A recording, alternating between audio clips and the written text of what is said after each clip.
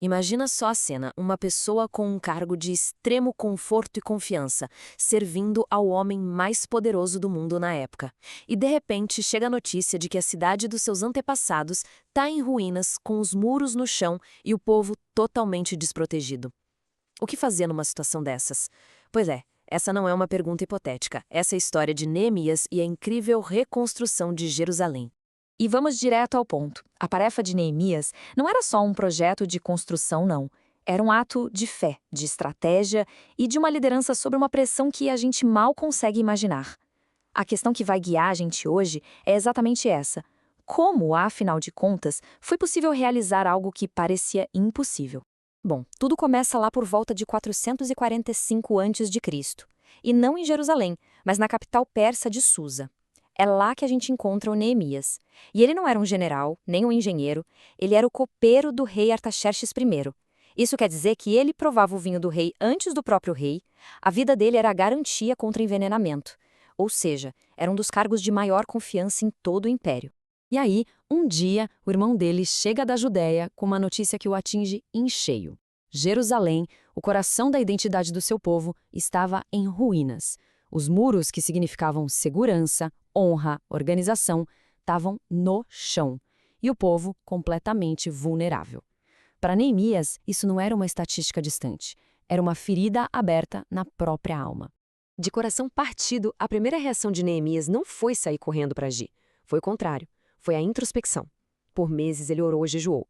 Ele não estava só lamentando, não. Ele estava buscando clareza, confessando as falhas do seu povo e, principalmente, esperando o momento certo para agir. E a oportunidade chegou, do jeito mais perigoso possível. O rei Artaxerxes notou a tristeza no rosto de Neemias. Olha, na corte persa, parecer infeliz na presença do rei podia ser interpretado como traição e te levar à morte. Mas quando o rei perguntou o motivo, Neemias, depois de uma oração rápida, silenciosa, arriscou tudo. E é aqui que a gente vê a genialidade do Neemias. Ele não pediu só para ir, não. O pedido dele foi super estratégico. Ele pediu cartas de salvo-conduto para poder atravessar os territórios hostis e, o mais importante, uma ordem para o guarda da floresta real fornecer toda a madeira necessária para reconstruir os portões e as vigas. Ele não tinha só um sonho, ele já tinha um plano logístico inteiro na cabeça. Quando finalmente chegou em Jerusalém, Neemias não fez um grande anúncio. Pelo contrário. Primeiro, quietinho, de noite, ele cavalgou por entre as ruínas, avaliando a dimensão do desastre com os próprios olhos. Só depois de entender o tamanho da tarefa que ele reuniu os líderes, compartilhou a visão dele e disse: "Vejam a situação terrível em que estamos. Venham, vamos reconstruir o muro de Jerusalém." E é aqui que o Neemias líder, o Neemias gestor de projetos, realmente brilha. Ele não só inspirou o povo, ele organizou todo mundo. Ele pegou uma tarefa que parecia impossível, gigante, e quebrou em pedaços menores, gerenciáveis, dando responsabilidades claras para cada grupo e aproveitando as habilidades de cada um para um objetivo em comum. Esse slide aqui mostra brilhantemente o plano em ação. Cada pedaço do muro, cada portão, foi designado por uma família específica ou por um grupo profissional. Os sacerdotes, os orives, os comerciantes. E o mais legal, muitos trabalhavam na parte do muro que ficava bem na frente da própria casa. Isso criou um senso de pertencimento, de propósito coletivo, que foi fundamental. Claro que um projeto dessa magnitude não ia passar despercebido, né? Líderes de regiões vizinhas, como Sambalat e Tobias, viram um muro forte em Jerusalém como uma ameaça direta para o controle e para a influência econômica deles na região. Eles não iam ficar assistindo de braços cruzados. A obra tinha que ser parada a qualquer custo. A oposição começou com uma espécie de guerra psicológica. Eles zombavam, diziam que o muro era tão fraco que uma simples raposa conseguiria derrubar. O objetivo era claro: desmoralizar os construtores. Quando isso não funcionou, as táticas foram para outro nível, com ameaças de ataque militar e até planos para atrair Neemias para fora da cidade e assassiná-lo. A resposta de Neemias foi simplesmente brilhante. Ele não parou a obra, mas também não ignorou a ameaça. Ele armou os trabalhadores, metade construía enquanto outra metade ficava de guarda, com lanças, escudos e arcos. Eles se tornaram um exército de construtores, trabalhando com a ferramenta em uma mão e a espada na outra. Um símbolo eterno de fé e pragmatismo andando juntos. E o resultado de tudo isso? Contra todas as expectativas, enfrentando inimigos por todos os lados, o Muro de Jerusalém foi completamente reconstruído em apenas 52 dias.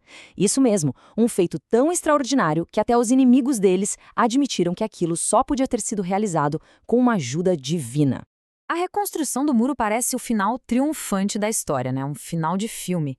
Mas a análise moderna nos convida a olhar para essa narrativa por um ângulo completamente diferente, um ângulo que vem literalmente debaixo da terra. Então, vamos nos afastar um pouco do texto bíblico para dar uma olhada na arqueologia. Quando os pesquisadores escavam a Jerusalém do século V a.C., que é justamente o período persa do Neemias, eles encontram um verdadeiro quebra-cabeça. E é aqui que a história ganha uma nova camada de complexidade. De um lado, a narrativa bíblica descreve um projeto massivo, uma grande reconstrução de uma capital. Do outro lado, arqueólogos como Israel Finkelstein apontam para o que eles chamam de vazio arqueológico. Para o período persa, existem pouquíssimos artefatos ou ruínas de grandes construções. A evidência física sugere que Jerusalém era, na verdade, um povoado pequeno e talvez pobre, não uma grande capital. Então, como é que a gente concilia essas duas visões? Uma teoria acadêmica bem influente sugere que a história de Neemias pode ter sido escrita ou pelo menos editada séculos depois, durante o período dos Asmoneus. Essa foi uma época em que os judeus, depois de uma grande revolta, estavam de novo tentando formar um reino independente. E nesse contexto, a história de Neemias seria um poderoso mito de fundação, uma narrativa inspiradora para legitimar essa nova restauração nacional. Isso nos deixa com uma pergunta final. Independentemente da escala física exata da muralha, qual foi o legado mais duradouro de Neemias? Foi a pedra e a argamassa ou foi a construção de uma história? Uma história de resiliência, de fé e de identidade que inspirou seu povo não por 52 dias, mas por milênios. A resposta talvez seja que ele construiu as duas coisas.